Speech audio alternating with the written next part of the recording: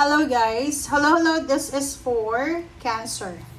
Okay, Cancer. Tingnan natin kung anong messages, vibration, gabay, energy para sa inyo lahat. Tingnan natin, Cancer, kung anong messages ang posibleng lalabas sa'yo dito. Okay. First card natin, Cancer, from your spiritual helpers is Wolf. Okay, Wolf. Heart medicine.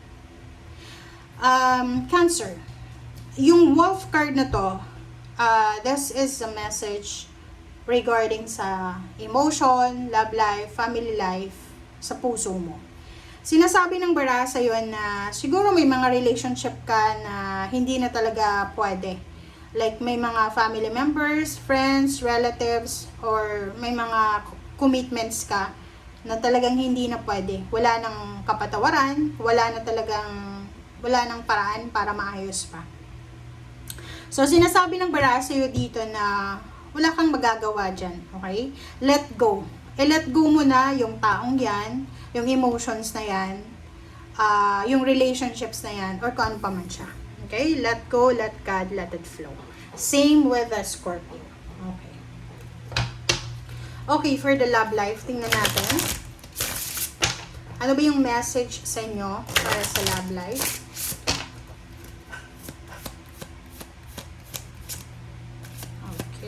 Love life, Cancer, sorry. Cancer.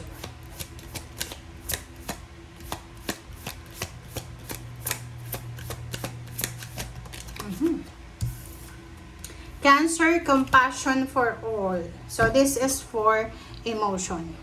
So, sinasabi ng bara sa'yo dito na compassion is the beating heart of all spiritual practices. Okay? So, kung tayo we are looking for peace, okay? Huwag tayong masyadong self-centered. Like, halimbawa lang ha, huwag kang ma-offend. You're looking for peace, 'di ba? And sa sarili mo, like, ito related sa mag-asawa. May mag-asawa, mag-boyfriend, girlfriend, magpapamilya sila. Na may isang tao na naghahanap ng katahimikan sa pamilya, pero siya yung rason kung bakit yung pamilya nagkakagulo. Parang ganon. So, sinasabi ng baraha sa atin na for the month of May, kailangan nating iwasan na maging judgmental. Iwasan natin yung masyado tayong perfect na mag-criticize. Kasi, kailangan natin na hanapin yung peace of mind eh. Wala tayong makukuhang peace of mind kung hindi tayo peaceful sa sarili natin. 'Di ba? So kung gusto mo ng katahimikan, make sure na katahimikan din yung pinapakita mo para katahimikan din yung babalik sa'yo. Okay? Okay. And tingnan natin for the money. For the money siya. Cancer. Oops. Manifestation. Wow. Congratulations sa'yo, Cancer. Congratulations. Bakit? Kasi, sinasabi ng bara sa'yo dito na may minamanifest ka na pera. May minamanifest ka na trabaho. May minamanifest ka na source of income. Trabaho, negosyo, lugar kung saan mo gustong magtrabaho. Sinasabi ng bara sa'yo na this month of May, there's so much possibilities and opportunities na posibleng makuha mo kung ano man yan na may na-manifest mo sa pera. Like, nagmamanifest ka na sana makaipon ka ng pera. Nagmamanifest ka na sana makapasok ka sa company na to kasi ito yung pinaka-dream company mo eh. Sana makatagpo ka ng team leader, ng boss na sobrang generous, sobrang mabuting tao. So, yun. Kung ano man ang minamanifest mo sa pera, there's a possibility. May posibilidad, may oportunidad ka para makuha yan ngayong buwan ng Mayo.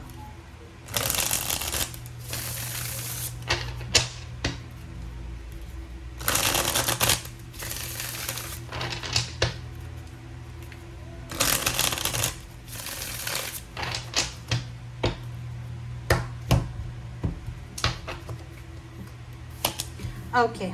Cancer. King of Pentacles. Wow. Four of Cups.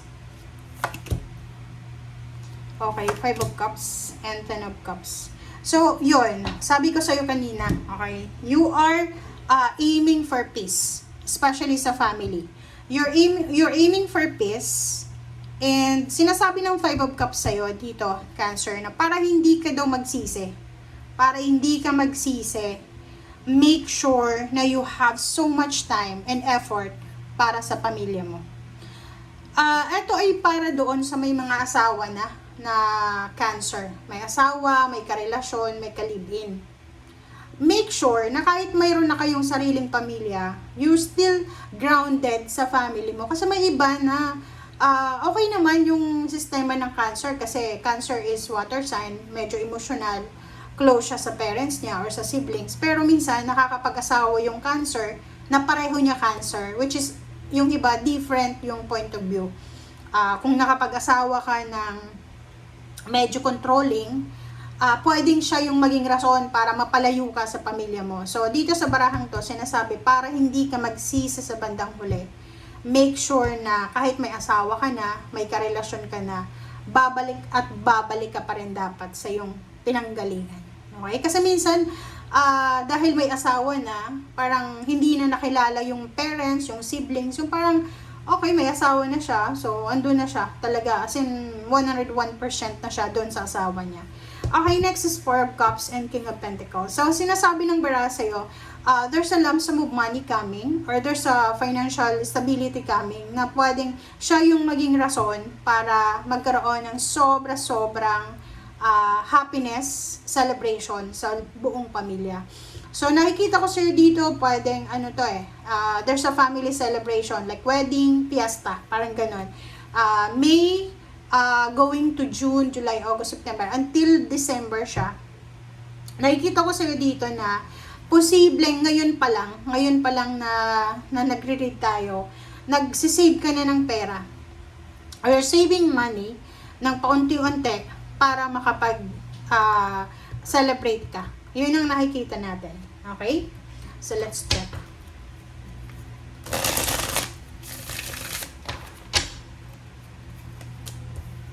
Okay. Three of Cups. The Devil. Mag-iingat lang kayo guys sa relationship. And about sa future. Okay. Yun. Sa loob ng trabaho, Cancer, you need to be careful ha. Maging careful ka sa loob ng trabaho.